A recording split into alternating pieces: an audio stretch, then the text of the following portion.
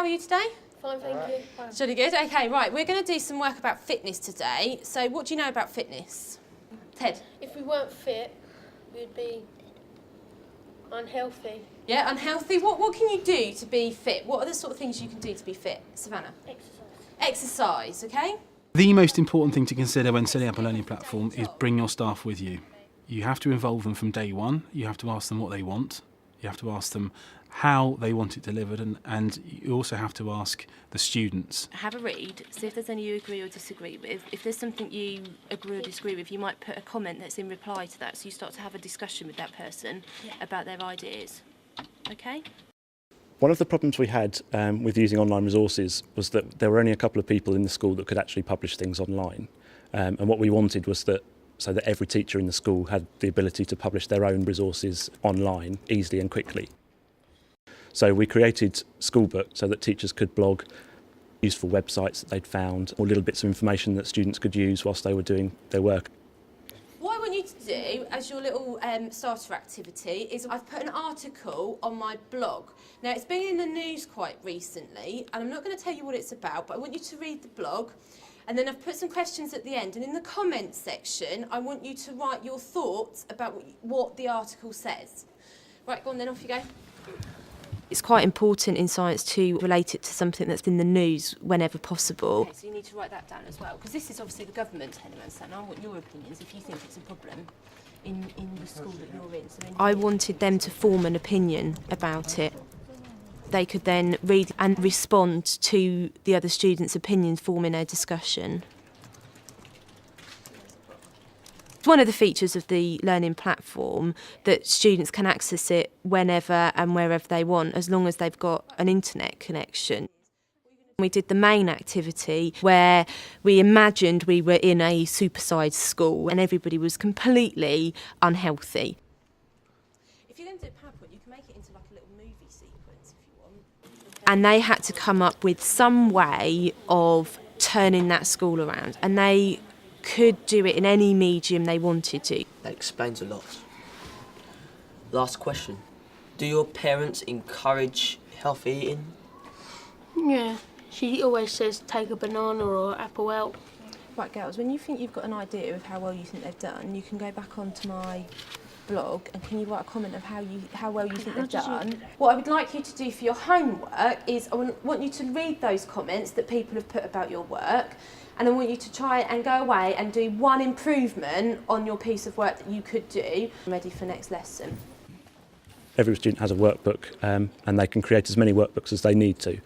Workbooks can be either personal or they can share those with other people so that you can get collaborative working.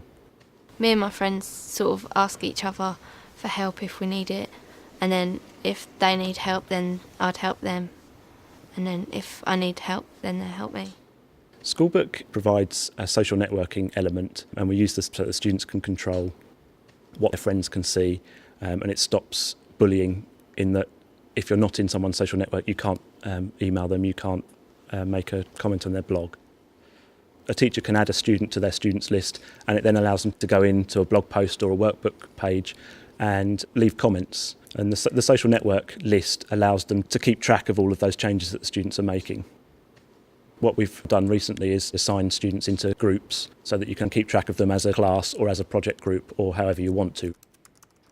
After the lesson, I can access it wherever it's convenient for me. I can sit in the staff room, I can go home, I can sit flicking through the comments that students have made, making my own comments on particular pieces of work that they've done. We wanted to be able to store things more permanently, so we came up with the idea of workbooks for teachers. A teacher could create a workbook that provides all of the resources and information they need for one of the courses that they're teaching. We've had a few instances where students have been excluded from school for various reasons, or they've been ill and they've still been able to keep up with their studies because the information is all available online. Once a teacher's created a workbook that they're quite pleased with, it's finished, they can publish it into the library under a set of categories. A teacher can make a workbook public so that any student can see it, but they have to know where to look. It just makes it much easier for students to find what they're looking for.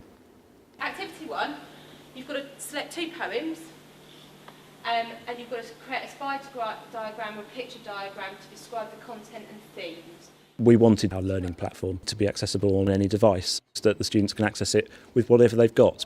The computers that we give the students, or the computers they've got themselves, or indeed their mobile phones. So what I'd like you to do is go to your calendar, and I want you to think of a day next week when you can do those two activities. The iPod project is for students that aren't reaching their full potential. In Year 11, we've given them an iPod Touch, and we're delivering a study skills programme to help them to improve the way they study and their attitude to their studying in general. So we're not just looking at the technology to improve the work they produce. I'm looking at the technology as a motivational tool to encourage students to engage with their teachers, to become more proactive. We can do all of our homework on the iPods, but we don't, because we like to give a break from our iPods and practice our handwriting and that on our homework skills.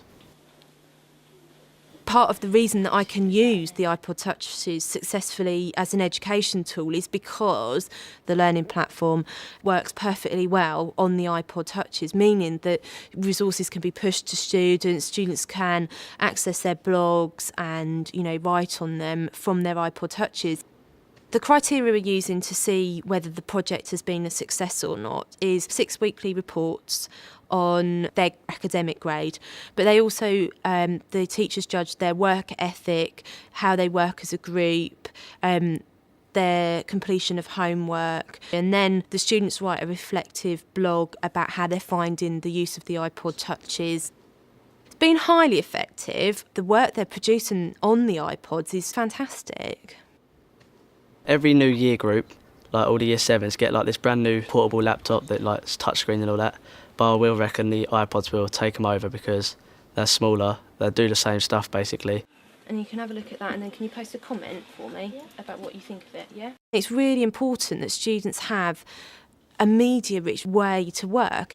They're in a media-rich environment, and that's how they're learning.